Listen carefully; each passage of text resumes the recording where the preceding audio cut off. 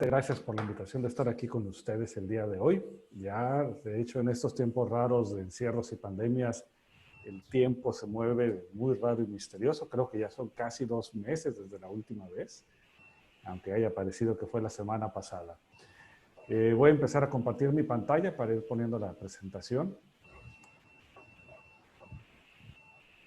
Y bueno, como mencionaba ahorita Juan Carlos, precisamente yo soy el responsable de la Oficina de la Ley del Cielo, aquí en el Observatorio Astronómico Nacional. Y bueno, entre las actividades que realizo son precisamente todas aquellas que están relacionadas con proteger los cielos oscuros de nuestro observatorio. El Observatorio Astronómico Nacional ya desde hace tiempo ha buscado, al igual que otros observatorios a nivel mundial, pues proteger este recurso natural. Y siempre en estos casos ha habido un poco de malos entendidos, de confusiones, de qué es lo que realmente se busca. Y de hecho yo creo que la mejor manera de ver esta percepción que tiene el público en general, las ciudades, cuando los observatorios se acercan a tratar de regular la iluminación exterior, yo creo que se refleja mucho mejor con este pequeño video que les voy a poner primero, que espero disfruten.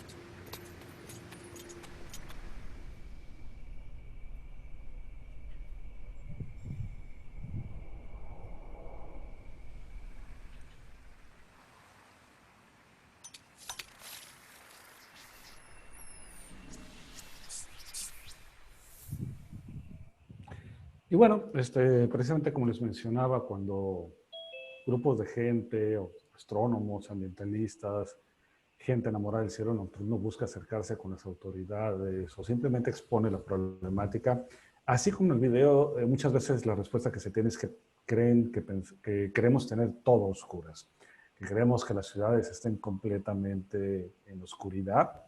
Y no es así, y es precisamente de lo que vamos a hablar el día de hoy, de cómo poder obtener este balance, este equilibrio entre las necesidades de una ciudad, de las necesidades de la población en zonas urbanas y la preservación de los cielos oscuros. A mí me encanta iniciar esta charla con la imagen que tenemos ahorita aquí en pantalla. Es una imagen tomada en el Observatorio Astronómico Nacional. Por un lado podemos ver pues, la calidad excepcional del cielo que tenemos en la montaña. Podemos ver con gran detalle la Vía Láctea de verano, el núcleo galáctico, nebulosas de polvo, de gas, cúmulos estelares. Podemos ver un poco de air glow, este brillo que se da en condiciones excepcionales de oscuridad y transparencia. Pero por el otro lado, precisamente por la manera en que está enmarcada la imagen, si seguimos la Vía Láctea, el camino de leche, pues si lo vamos siguiendo, lo vamos recorriendo y llegamos precisamente a los domos de luz que producen las ciudades al norte del observatorio. Aquí en este caso, pues son Mexicali y San Luis Río Colorado. Y ese es el lado oscuro de la luz, estos domos producidos por las ciudades, esta contaminación lumínica que producen.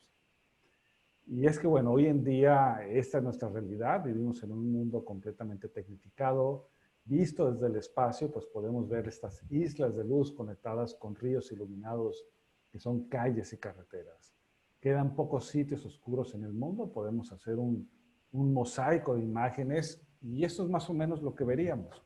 Obviamente en este mosaico hemos quitado pues todas las condiciones atmosféricas como nublados, humedad, etcétera, etcétera.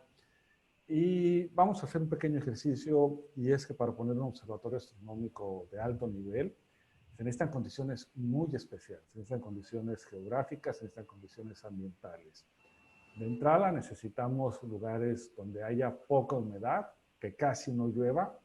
Entonces, por ejemplo, aquí en este mosaico, aunque veamos zonas muy oscuras como Sudamérica o el centro de África, son zonas de selva húmeda donde constantemente llueve, la humedad es altísima. Entonces, por oscuros que estén, hay que descartarlos. El otro extremo, que son los desiertos como el Sahara, la meseta de China, Australia, tampoco son muy efectivos por dos razones. Por un lado, no tienen la altura necesaria. Necesitamos montañas que tengan al menos 2.400 metros de altura sobre el nivel del mar. Y bueno, aquí el riesgo de la arena, con las tormentas de arena, precisamente es afectar a la instrumentación, que es muy, muy delicada. Simplemente descartando estas dos regiones de selvas y desiertos, nos damos cuenta que nos van quedando pocos lugares. Si además buscamos que entre los sitios que quedan haya oscuridad en el cielo, la realidad es que los sitios a nivel mundial que cumplen estas condiciones los podemos contar con los dedos de la mano e incluso nos van a sobrar. Podemos hablar que solamente hay 4 regiones en nuestro planeta para poner grandes observatorios astronómicos. Uno de ellos está frente a las costas de África, las Islas Canarias, donde se encuentra el Gran Telescopio de Canarias. Otro sitio es muy similar, también es una isla en medio del mar, un volcán extinto en Hawái, es donde se encuentran los telescopios Keck. Las últimas dos regiones que voy a mencionar son muy parecidas entre sí, aunque en dos hemisferios muy diferentes. Uno es en Chile, las montañas de Chile, que por un lado tienen el Pacífico, hay desierto y luego las grandes montañas. Lo que sucede aquí es que la corriente marina del Pacífico choca con las montañas y una vez que sube este aire al pico de las sierras, pues ya perdió toda la humedad, perdió toda su fuerza. Es un aire muy transparente, que se llama un flujo laminar, y toda la humedad quedó abajo. Esto tiene el efecto secundario de que en Chile precisamente hay grandes valles vinícolas por estas condiciones naturales. Y lo mismo sucede aquí en México.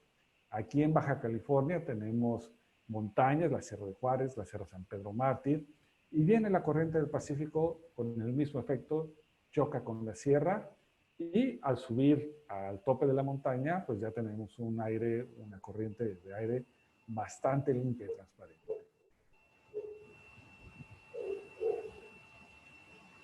Y es aquí en la Sierra de San Pedro Mártir, donde se encuentra el Observatorio Astronómico Nacional a 2.800 metros de altura sobre el nivel del mar. Como pueden observar, la capa de humedad, las nubes generalmente quedan por debajo de la montaña.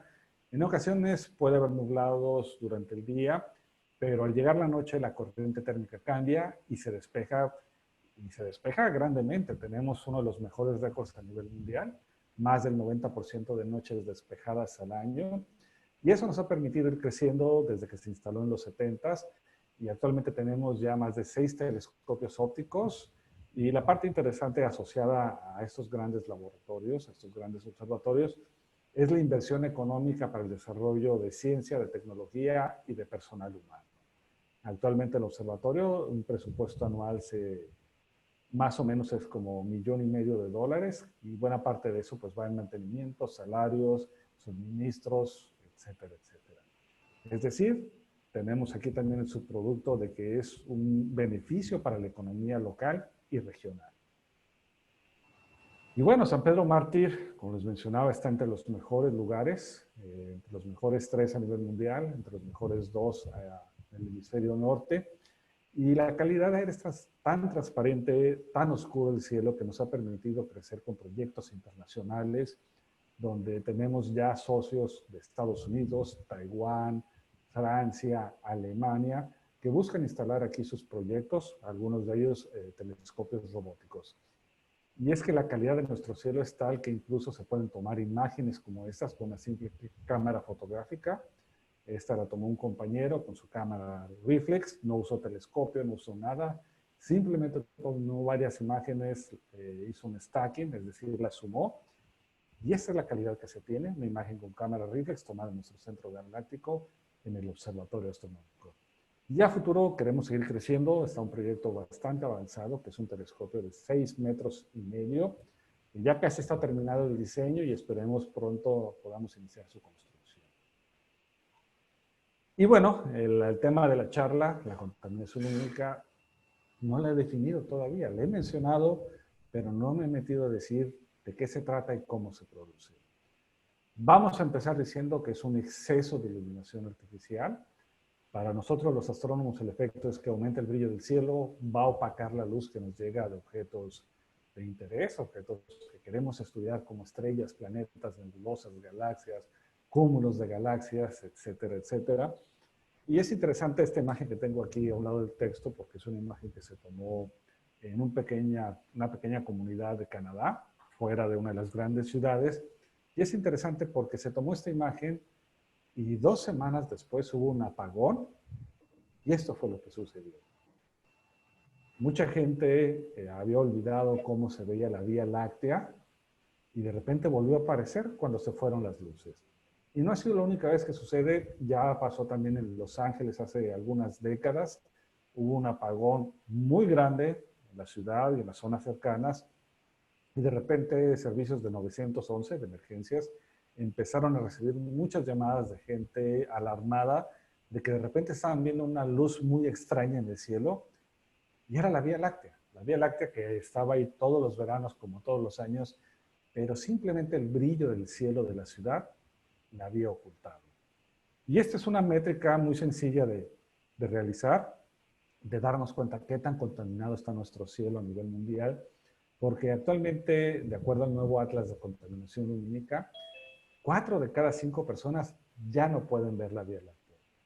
Hace un momento les presentaba un mosaico, cómo se veían las ciudades iluminadas, pero si uno toma en cuenta el efecto de la atmósfera, de cómo se dispersa la luz en la atmósfera, pues la realidad es que así es la extensión del problema.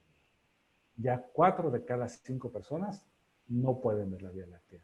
Y es necesario cada vez ir a sitios más y más alejados.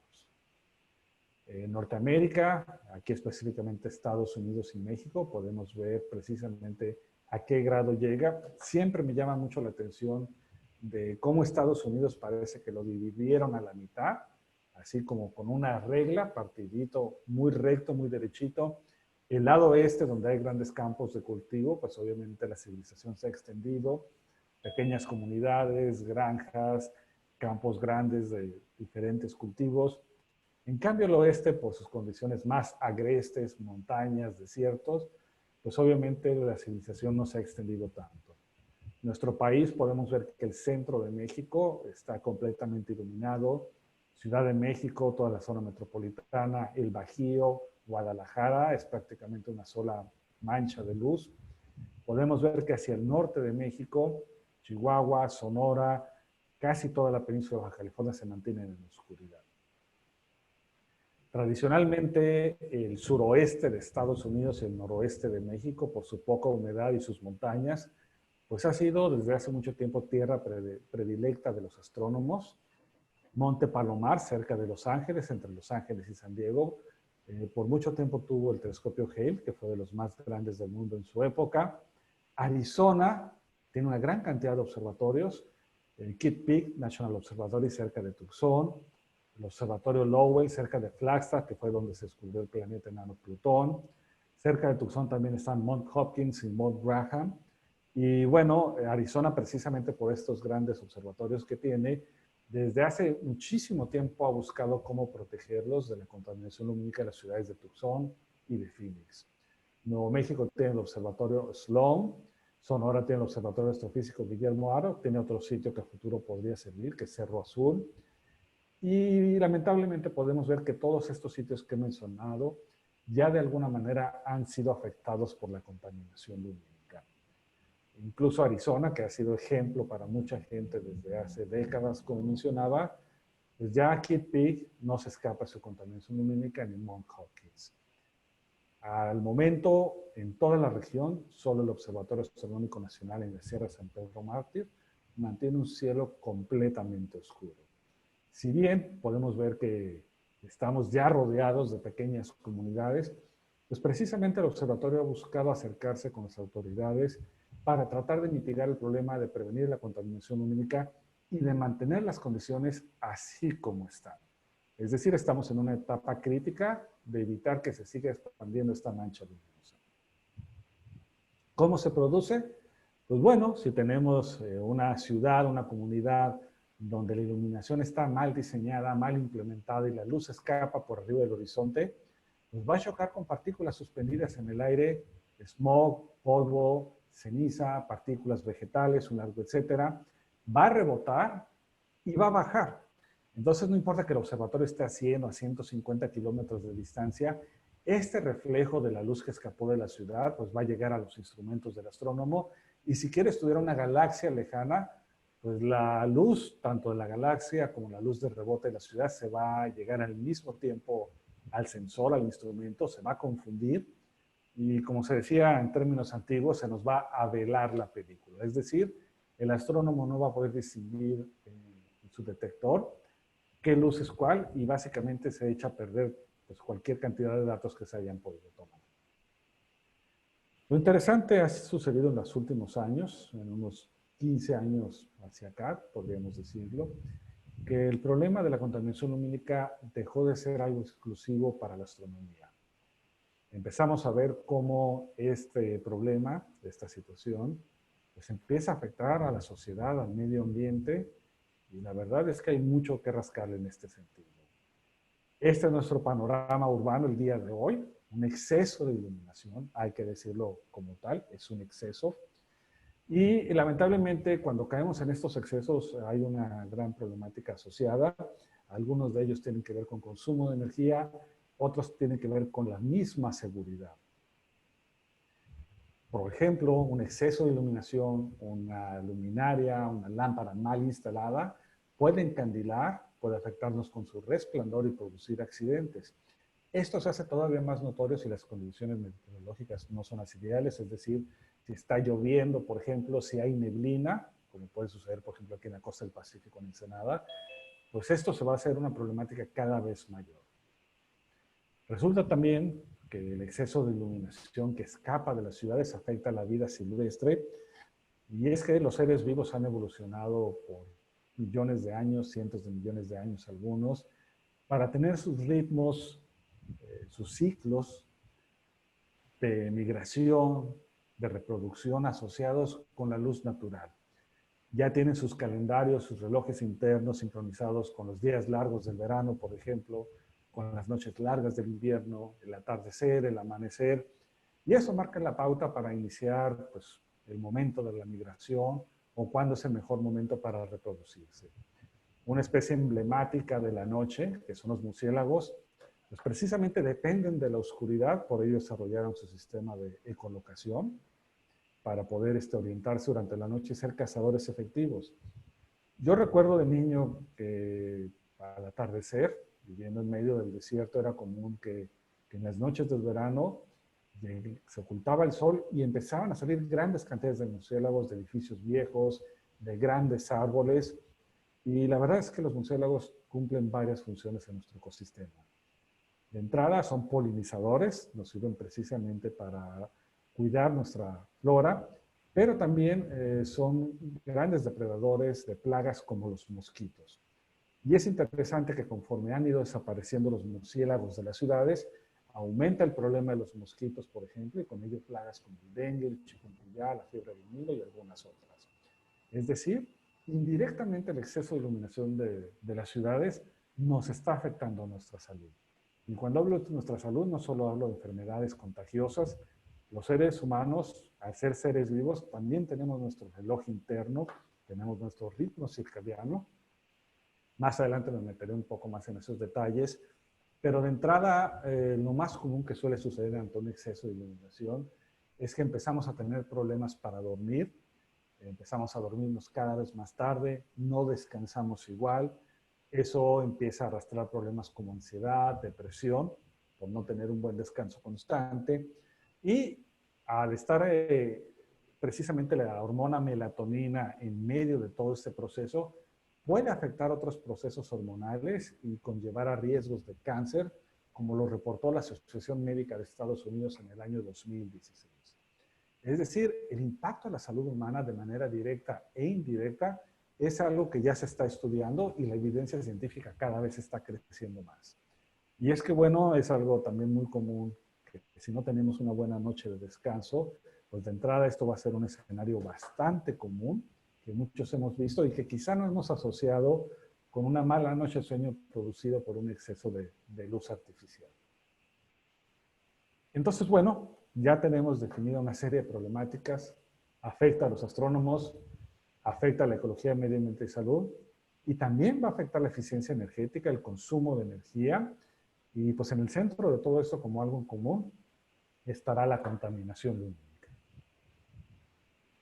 Por ello, UNESCO ya ha tomado muy en serio esta temática, lo incluyó en la Agenda Hábitat 2030 o 2030, como a veces lo encuentran. Son 17 puntos que están incluidos en la Agenda Hábitat. Uno de ellos son las ciudades sustentables, y es precisamente en ese sentido que UNESCO organizó hace algunos años, el Congreso en la Ciudad de México, el derecho a los cielos oscuros, donde se habla precisamente de cómo la contaminación lumínica tiene todas estas afectaciones, qué se puede hacer para que las ciudades sean sustentables en este sentido.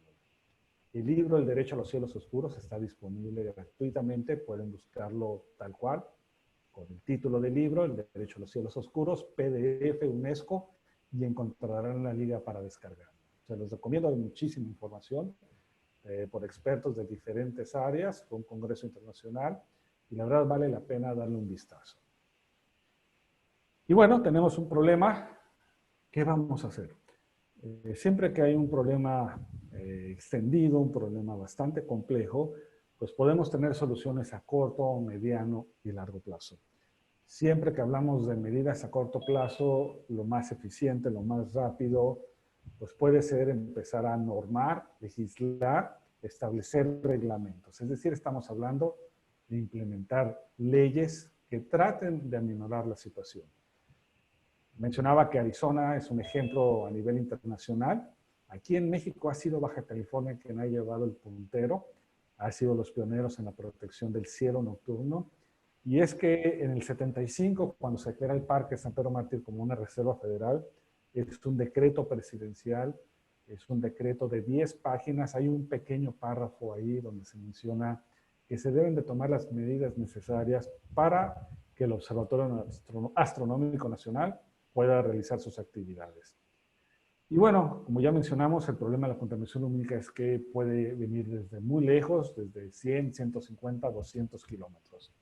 Entonces, este decreto que habla del Parque Nacional no es suficiente, porque entonces no aplica para ciudades que estén cercanas, como la ciudad de Ensenada, por ejemplo, y es por eso que los astrónomos, los investigadores, el personal del Observatorio Astronómico Nacional empieza un acercamiento con las autoridades del municipio de Ensenada a principios de los años 2000, y es que las oficinas del observatorio se encuentran en esta ciudad y eventualmente, después de algunas pláticas, de compartir información, pues finalmente se aprueba un reglamento que se le llama oficialmente el Reglamento para la Prevención de la Contaminación Lumínica en el municipio de Ensenada, que popularmente se le conoce como la Ley del Cielo.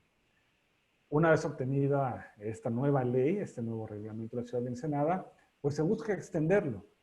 Por ello, ya en el 2010, Baja California publica a nivel estatal una modificación a la Ley Estatal de Protección al Ambiente donde se incluye la contaminación lumínica. 2011, precisamente gracias a esta ley estatal, el municipio de Mexicali también aprueba un reglamento similar al de Ensenada.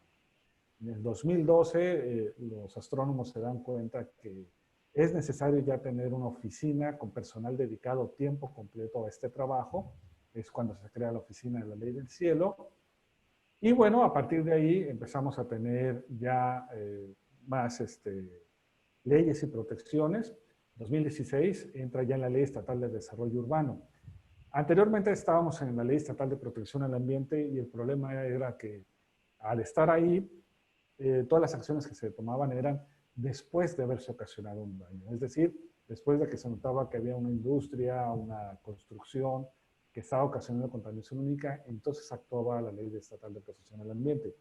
Con la Ley Estatal de Desarrollo Urbano, la idea es poder supervisar los proyectos cuando todavía están en la fase de diseño, de tal manera que una vez construidos, no afecten el cielo oscuro de Baja California. En 2018, en Tijuana aprueba un reglamento municipal. Para entonces, también en 2019, se han actualizado los reglamentos de Ensenada y de Mexicali también. Pero bueno, no es suficiente. Hay cosas que se tienen que trabajar a un nivel todavía más arriba. Se introducen propuestas para modificar la Ley Federal de Equilibrio Ecológico y Protección al Ambiente. Fueron varios años de trabajo, finalmente es aprobada por los diputados y a finales del año pasado se aprueba por la Cámara de Senadores. Estamos esperando que salga publicado en el Diario Oficial de la Federación, pero esto no ha sido impedimento para que las dependencias encargadas de llevar a cabo esto, que serán Semarnat y la Secretaría de Energía, pues ya empiecen a concientizar del problema a través de sus publicaciones oficiales.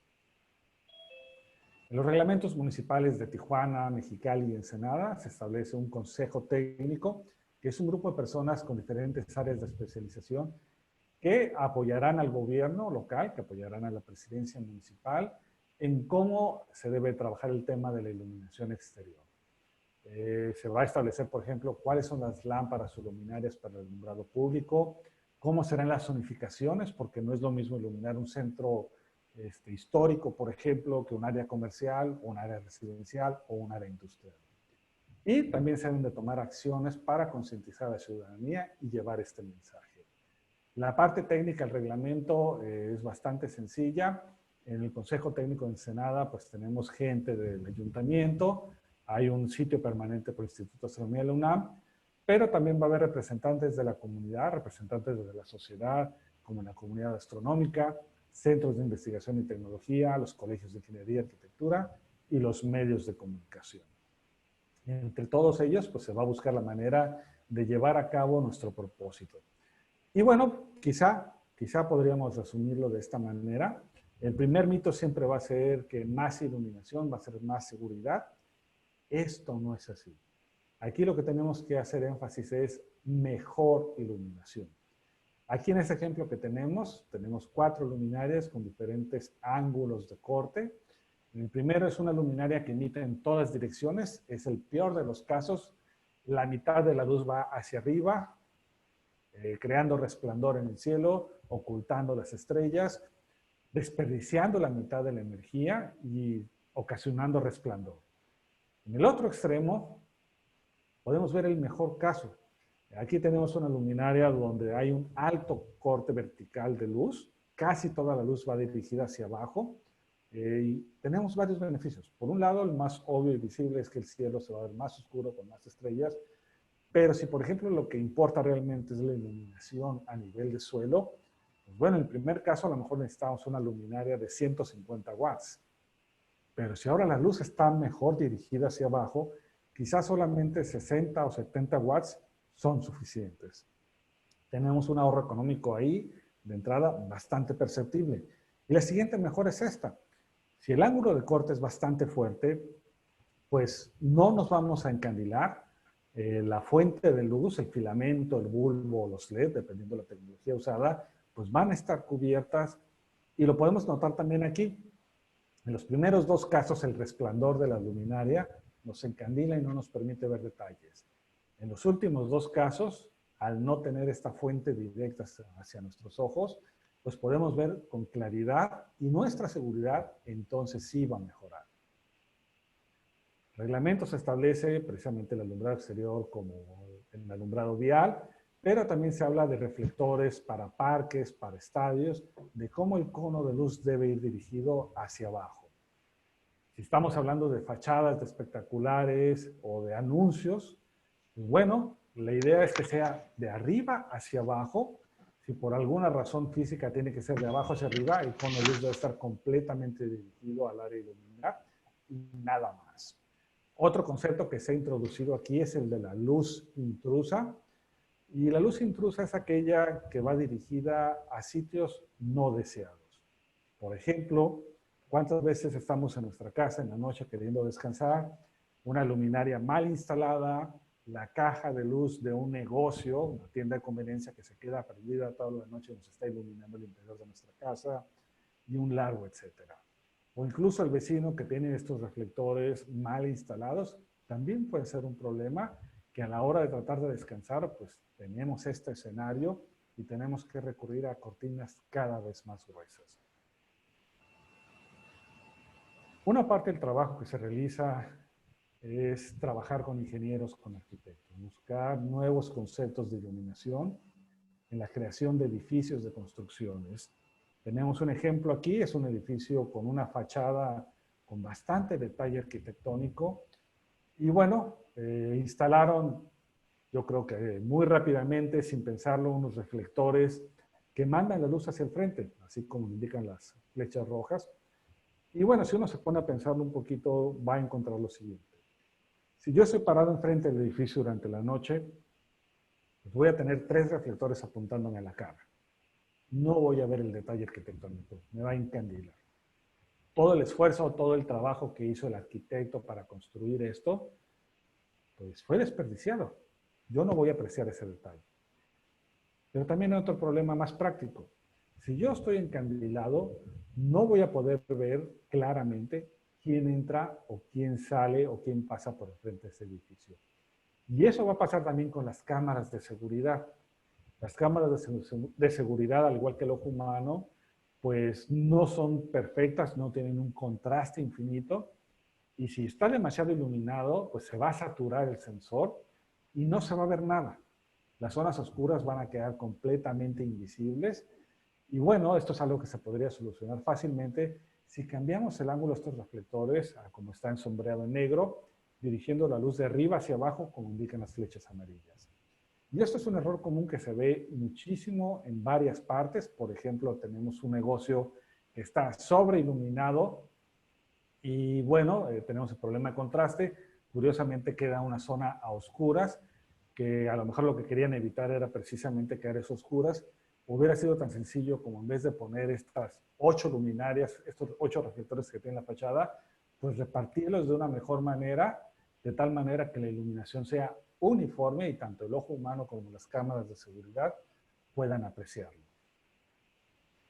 En ocasiones hay que tener en cuenta la parte estética de tratar de iluminar un edificio. Esto lo vemos aquí en México, por ejemplo, en este mes de septiembre, el mes patrio, donde muchos edificios se iluminan con los colores de la bandera. Y hay maneras correctas y maneras incorrectas de hacerlo. Una manera incorrecta es poner estos reflectores de abajo, iluminando hacia arriba, donde parte de la luz escapa, creando contaminación lumínica. Pero también se puede obtener el mismo efecto estético iluminando de arriba hacia abajo minimizando la contaminación lumínica. Mismo efecto, dos maneras diferentes de realizarlo, una amigable con el medio ambiente y otra no. Y bueno, hay que echar números también. A veces eso es lo que más importa al momento de tomar decisiones, sobre todo cuando muchas ciudades, muchos municipios, muchas comunidades de nuestro país, pues están arrastrando infraestructura ya de muchísimos años que funciona con pincitas. Y bueno, si estamos hablando de iluminación, pues la mala iluminación puede aprovechar hasta el 30, hasta el 35% de luz, que esto además va a ser un problema adicional si viene la energía eléctrica de combustibles fósiles, lo cual pues, va llevando la cadenita de problemáticas y recalando en el cambio climático.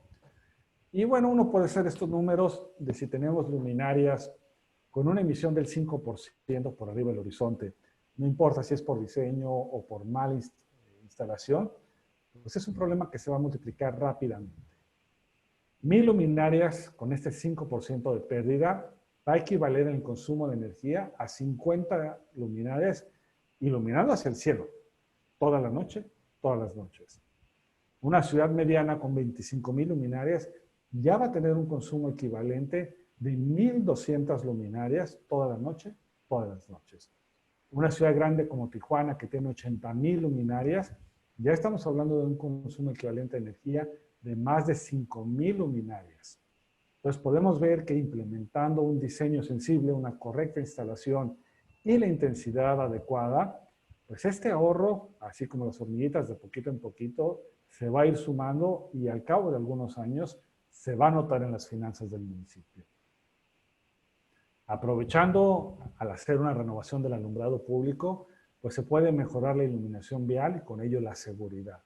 A la izquierda tenemos un caso antes, con estas luminarias de vapor de sodio tipo Cobra que se le llaman, donde buena parte de la luz va hacia arriba, por eso vemos los focos iluminados desde una toma aérea. Pero vemos algo a nivel de calle que se llama el efecto cebra, que son zonas oscuras, zonas iluminadas, zonas oscuras. Y cuando uno va conduciendo por ahí este cambio constante de luz, pues es bastante incómodo a la vista. Que cuando se hace este diseño de renovación de alumbrado público, se toma en cuenta el cono de luz de la luminaria, la distancia entre los postes, la altura de los postes, se puede obtener una iluminación más uniforme. Se toma en cuenta el ambiente, donde por ejemplo estamos iluminando ahora una calle de cemento hidráulico, el cual es mucho más reflectivo que el asfalto, por ejemplo, pues se puede bajar todavía más la intensidad de la luminaria aprovechando este reflejo y que va a crear un ambiente iluminado más constante. Y pues bueno, a fin de cuentas se puede aprovechar para tener un ahorro de energía.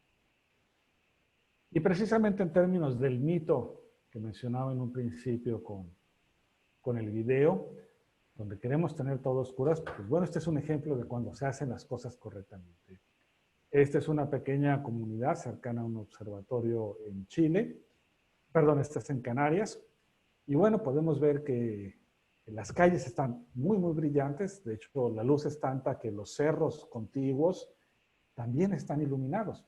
Y uno puede pensar ahí cómo le va pues, a todas las especies animales, toda la vida silvestre que vive ahí, con una iluminación constante día y noche. Si se aplican bien las técnicas que he mencionado, pues este va a ser el resultado. Si se fijan, las calles, que es donde nos importa tener la luz, están perfectamente iluminadas. La seguridad no se ha comprometido. Y en cambio, nuestro entorno, nuestras casas, están oscuras como debe de ser una vez que cae la noche. Es decir, sí es posible realizarlo.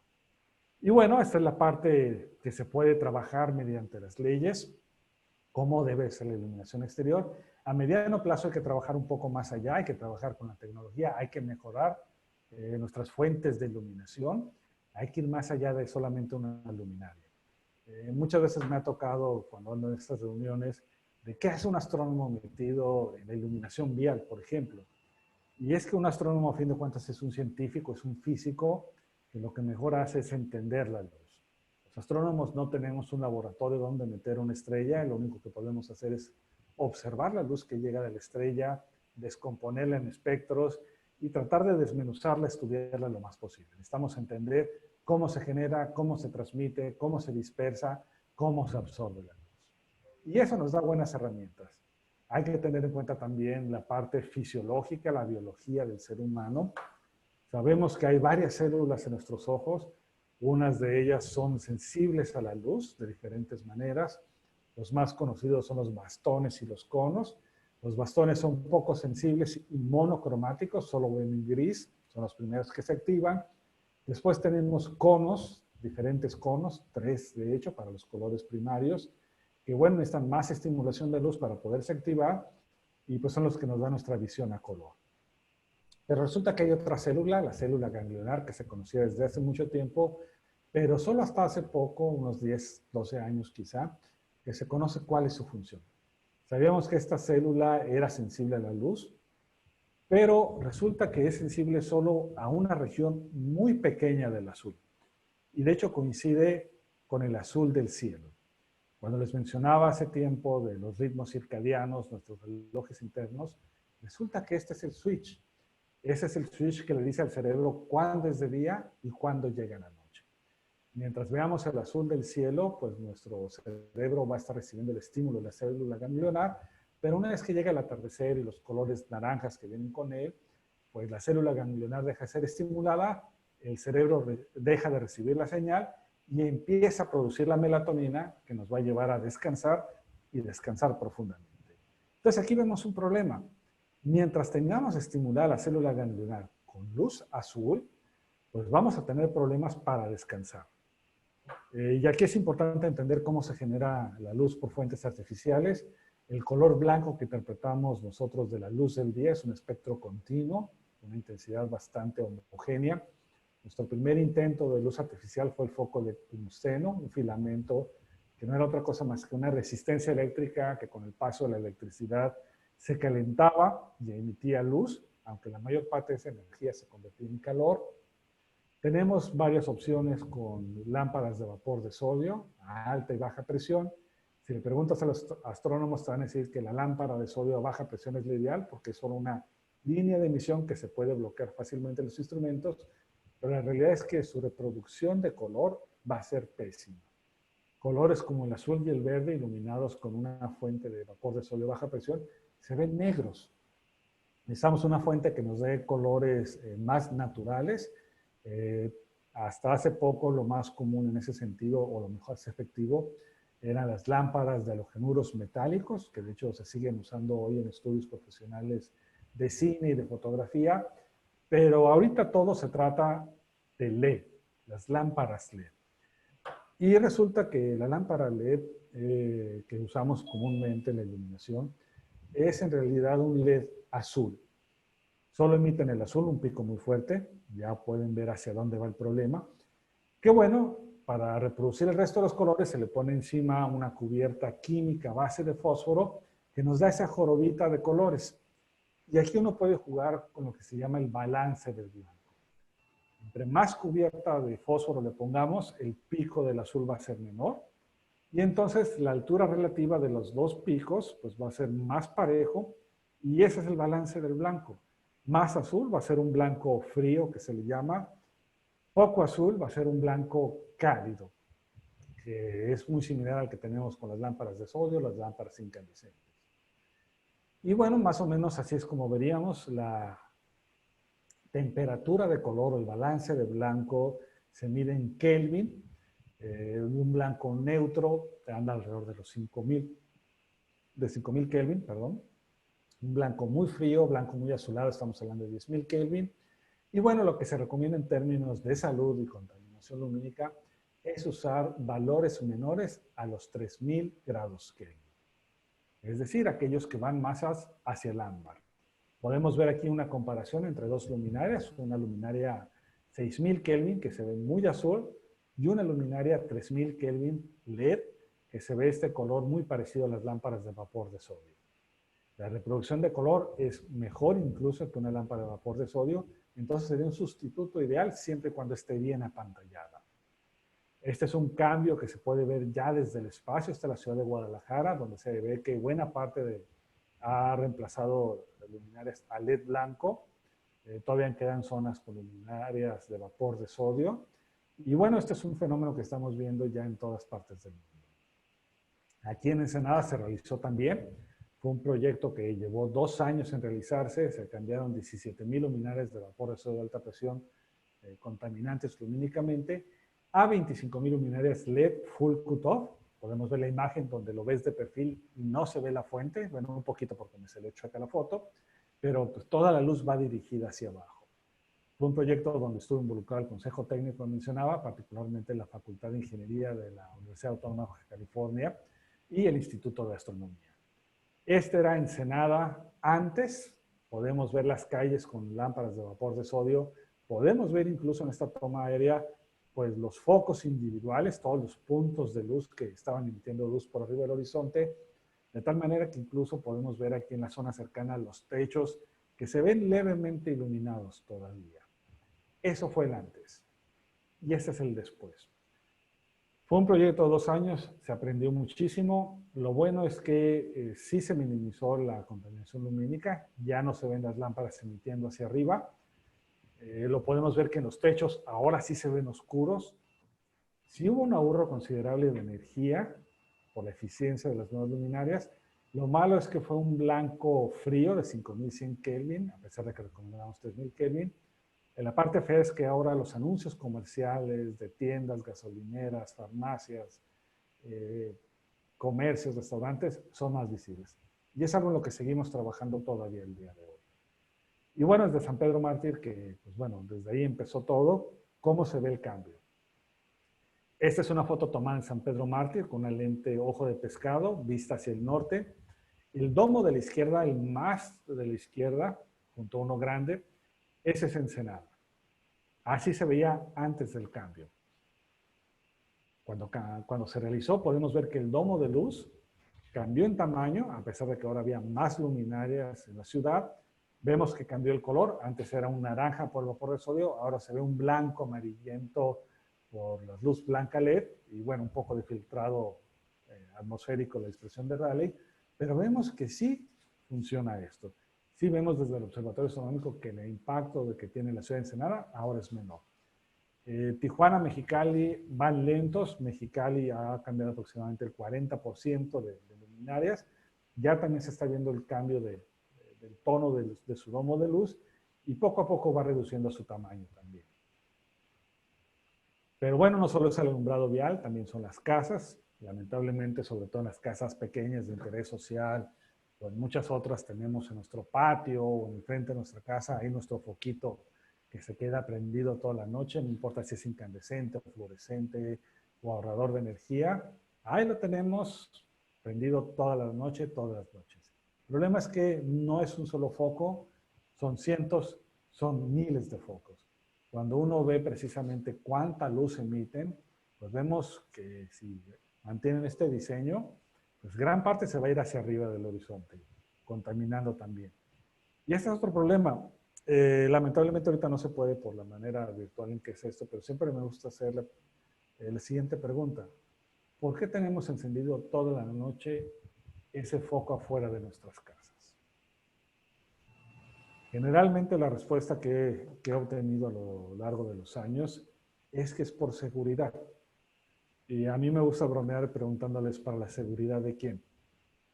Porque imaginen, son las 2 de la mañana, escuchan un ruido, se asoman, todos dormidos, abren la cortina y ese foquito que no tiene ninguna protección, ninguna pantalla, los ilumina directamente. Lo que va a suceder es que se van a encandilar y no van a ver absolutamente nada. La única persona que estuvo seguro es la persona que no quieren que entre. En cambio, esta persona ya pudo ver todo lo que tienen en su patio, todo lo que tienen en su porche, de manera pues, sin problemas, y podemos ver precisamente el efecto que tiene en que nos encandila una fuente de luz no apantallada. Y la solución así es de sencilla. Poner una simple pantalla que nos dirija la luz hacia abajo, hacia el frente, sin encandilarnos. Nuevamente podemos obtener un ahorro de energía y la visibilidad y con ello nuestra seguridad van a mejorar. A largo plazo en cualquier problema, la única manera de solucionarlo es a través de la educación, a través de tener conciencia de lo que está sucediendo. Y muchas veces sobre todo en casos como este, hay cosas que no es fácil ponerle un valor, hay cosas que no es fácil verlas como algo material o conciso. Y por ejemplo, un aspecto pues puede ser la pérdida cultural. Las estrellas, el cielo nocturno, pues ha estado en nuestra historia, en nuestra cultura, siempre. Desde tapices que registran eventos históricos, como los pasos de cometas, o incluso cosas religiosas que llevan cierta inspiración astronómica, pues ahí están. Pinturas, incluso pinturas muy famosas y reconocidas, que bueno, si hablamos de pinturas famosas, yo creo que no hay una más reconocida como esta. Esta es una obra que hoy en día nos encontramos pues en protectores de pantallas, en fundas de celulares, en ropa, en rompecabezas, y precisamente se llama así, el cielo estrellado de Van Gogh. Y habría que preguntarse si Van Gogh viviera hoy, con nuestras condiciones, con nuestras ciudades, si podría tener la inspiración para lograr una obra así. Y no solo es esta pintura de Van Gogh, cuántas canciones, poemas, esculturas, o simplemente cuántas veces después de un día pesado de trabajo nos hemos despejado un poco al ver una noche estrellada, de tal manera que recuperamos fuerzas para tener un nuevo día con energía, con fuerzas, con inspiración. Es algo que se está perdiendo y es algo a lo que no le puedes poner un valor. Y bueno, precisamente Van Gogh siendo un arte de la iluminación, un arte de la luz, un artista de la luz, perdón, pues de repente nos deja obras como esta, que si hubiera empezado con ello no hubiera dado toda esta charla. La pintura se llama Café en la terraza y nos indica y nos resume todo lo que he dicho hoy.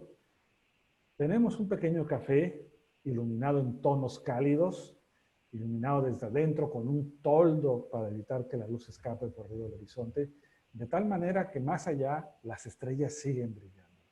Y yo creo que es algo que podemos lograr, es algo que podemos realizar. La tecnología existe, los especialistas existen, el conocimiento ahí está. Solo falta un poco de voluntad de todas las personas involucradas y podemos recuperar estos paisajes, estos panoramas, estos escenarios en el día a día. Y a veces México tiene historias como esta. Esta es de Baja California.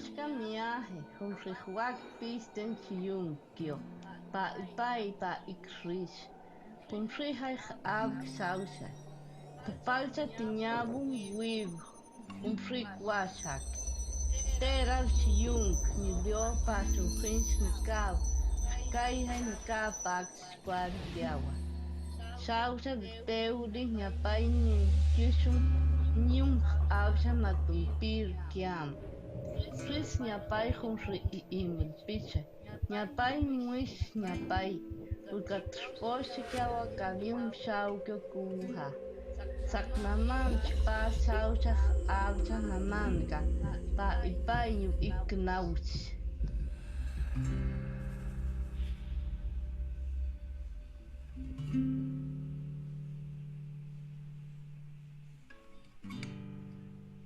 Y bueno, históricamente todas las culturas del mundo en algún momento han buscado la manera de interpretar los fenómenos del universo. Han creado sus historias, sus mitos, sus leyendas. Este caso pues es de México, es de aquí de Baja California, de los Pai Pai, y habla precisamente de cómo ellos ven que las estrellas pues tienen sentimientos, se enojan, tienen celos, se pelean. Y lo curioso es que cuando se pelean, de acuerdo a los Pai Pai, las estrellas empiezan a caer. Y si uno da un paso para atrás y reflexiona, lo que están haciendo aquí los Pai Pai en esta historia tan bonita es que en realidad están describiendo una lluvia de estrellas.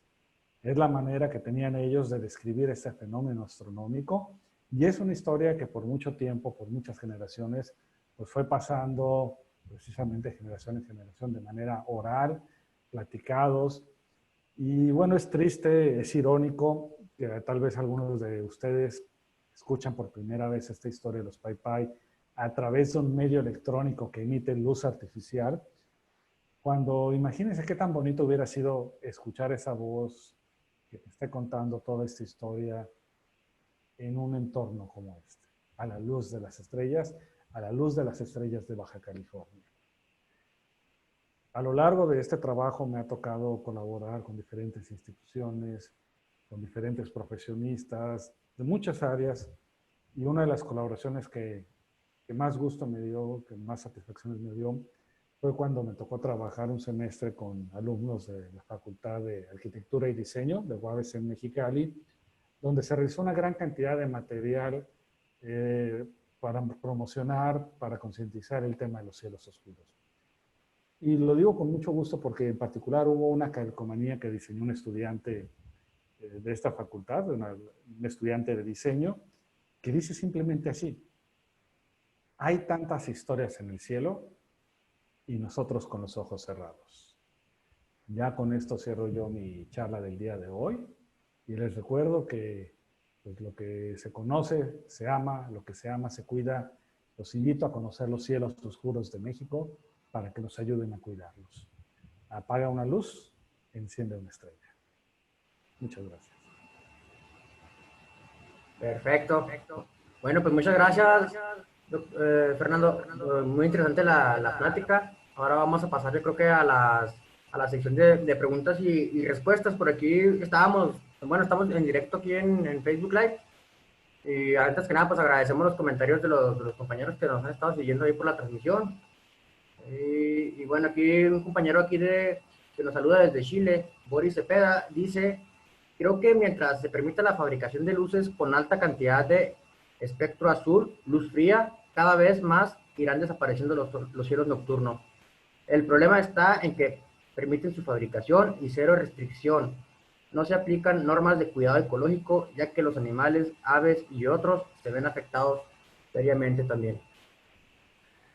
Bueno, como mencionaba, el problema de las luminarias LED es que empiezas con un LED azul. Ya de ahí es quitarle el azul para obtener el resto de los colores. Entonces, para las fábricas, las industrias, lo más económico es producir ese, poner el menos posible de fósforo. Por otro lado, les permite presumir números de mayor eficiencia, porque al poner fósforo pierdes un poco de eficiencia. Lo que no te dicen es que pierdes eficiencia en una zona que el ojo humano no ve muy bien. Entonces, para nosotros ni nos va ni nos viene. Pero aquí yo creo que precisamente es un tema de educación. A fin de cuentas hay que ganarles en su propia batalla, hay que aprovechar el capitalismo, la demanda va a generar la oferta, y en este caso por eso hemos trabajado mucho con los colegios de arquitectura, con los colegios de ingeniería, con las escuelas de diseño, con las facultades de arquitectura, porque una vez que la gente que crea, que diseña, que construye, sepan la problemática y empiecen a incorporar en sus diseños luminarias no contaminantes en colores cálidos, la industria va a tener que venderles precisamente lo que están pidiendo. A la industria no le vamos a poder ganar así, pero sí podemos cambiar el mercado y lo podemos cambiar a través de la educación. Y me he dado cuenta que los arquitectos en particular son muy sensibles al tema. En general, los arquitectos tienen esta conciencia ambiental bien integrada. Cuando conocen la problemática, cuando ven que la solución en realidad es muy sencilla, empiezan a incorporarlo en su trabajo. Y pues así, poco a poco, yo creo que no importa que él quiera construir una fábrica de luminarias, si la gente le está pidiendo luminarias en color cálido, eso es lo que va a tener que hacer. No hay de otra. O si no, va a llegar la competencia y va a suplir esa demanda. Yo creo que es la manera más eficiente, quizá no la más rápida, pero va a ser el único camino que tenemos. Perfecto. ¿Alguien más tiene alguna pregunta, comentario, felicitación para el doctor? ¿Magda?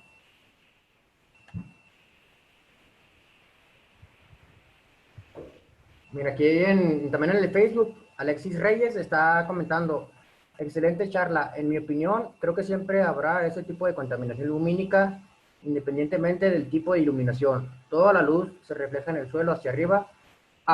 Toda la luz se refleja en el suelo hacia arriba, o la tecnología LED no causa este efecto. Sí, por eso lo mencioné en un momento. Hay básicamente 3 preceptos para la iluminación. Iluminar dónde se necesita, cuándo se necesita, con la intensidad mínima necesaria. Obviamente, lo ideal es tener un entorno homogéneamente, uniformemente iluminado, de tal manera que podemos bajar la intensidad lo más posible. Porque si te vas al otro extremo, donde solo tienes 2 luminarias súper brillantes, pues vas a tener este problema del reflejo como menciona. Entonces, si tú tienes bien diseñado la iluminación exterior, que sea uniforme, de poca intensidad, entonces tu visibilidad va a ser mejor. Efectivamente, nunca te vas a poder deshacer de ella. Siempre vas a tener el reflejo, siempre vas a tener la dispersión de la atmósfera, pero puedes minimizarlo de esa manera.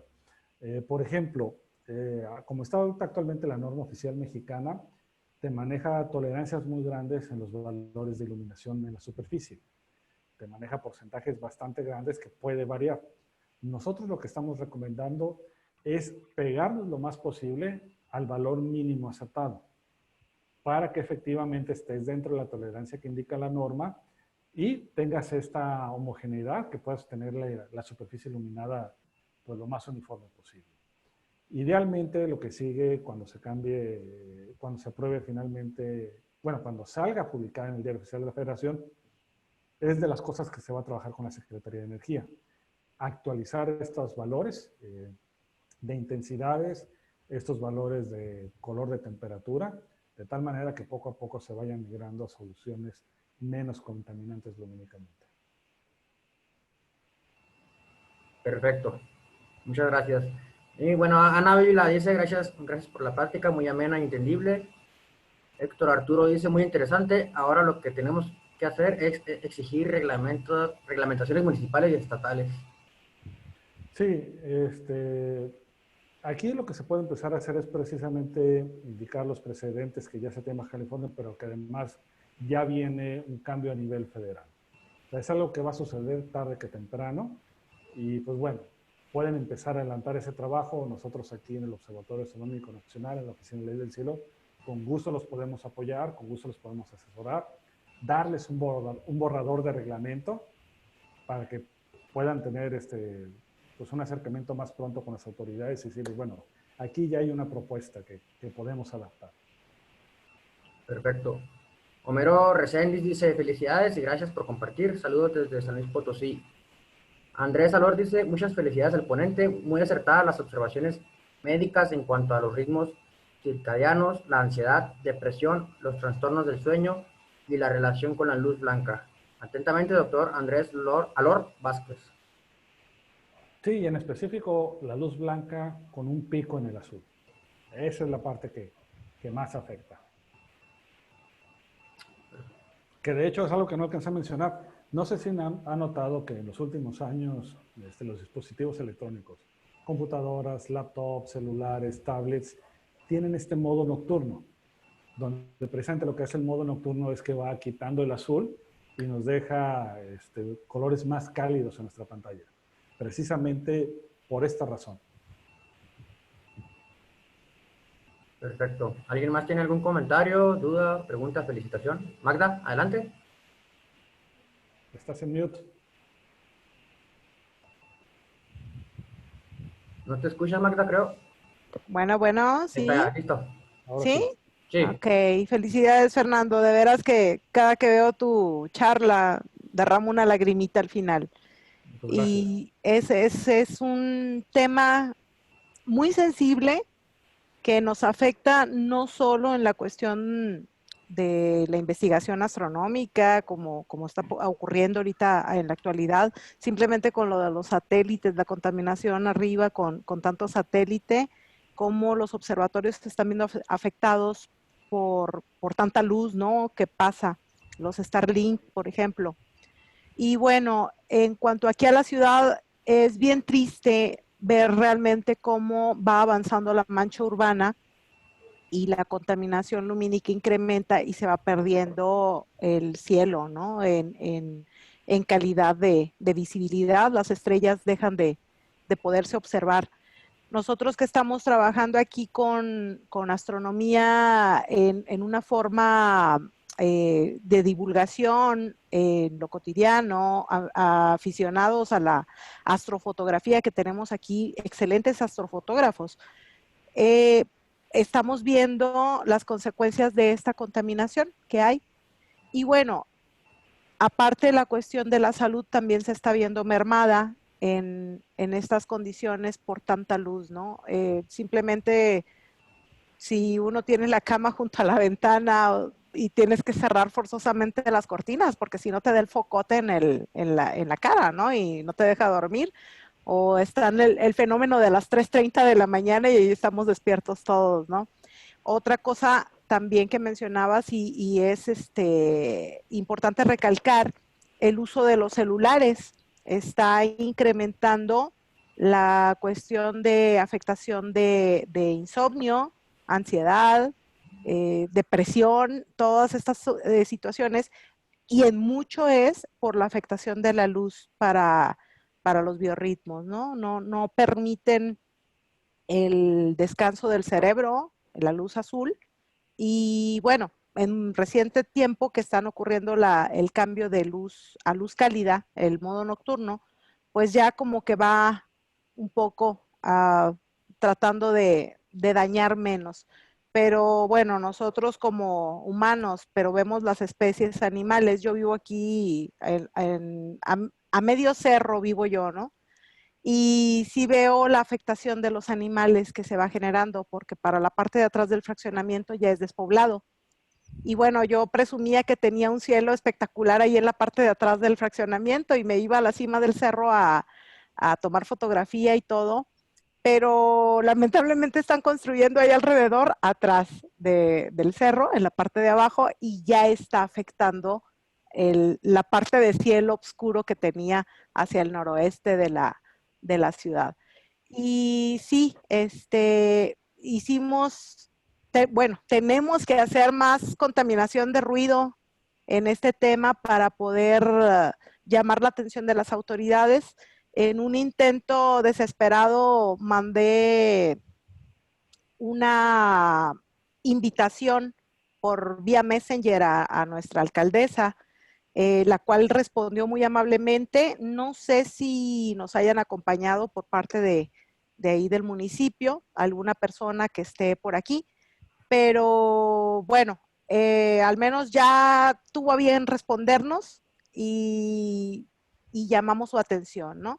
La intención es que si se va a llevar a cabo el cambio de luminarias en la ciudad, como se tenía programado en años pasados y se canceló el proyecto, eh, bueno, ahora si se vuelve a promover este proyecto, que sea de la manera correcta. De hecho, le comentamos el contacto que teníamos para contigo y para poder recibir tu asesoría en dado caso de que sea aprobado dicho proyecto. Y ojalá que se lleve a cabo, la verdad, porque Chihuahua tiene unos cielos hermosos. E incluso en los alrededores tenemos cielos espectaculares como en Sonora para poder tener una buena observación astronómica. Tenemos por acá para la frontera con Texas unos cielos muy buenos donde hay zona desértica o semidesértica y es muy buen lugar para observación. Bueno, respecto a la charla, no sé si quieres Perfecto. continuar. Sí, porque tengo otras cosas que decir, pero más adelante. Bueno, aquí rápidamente Jorge nos manda un mensajito, Jorge Alba. Dice, una noche sobrevolando la ciudad de Phoenix, me sorprendió ver que estaba iluminada solo en su superficie. Se podían ver las albercas en color azul. Se nota el esfuerzo que muchos hacen en favor de minimizar la contaminación lumínica.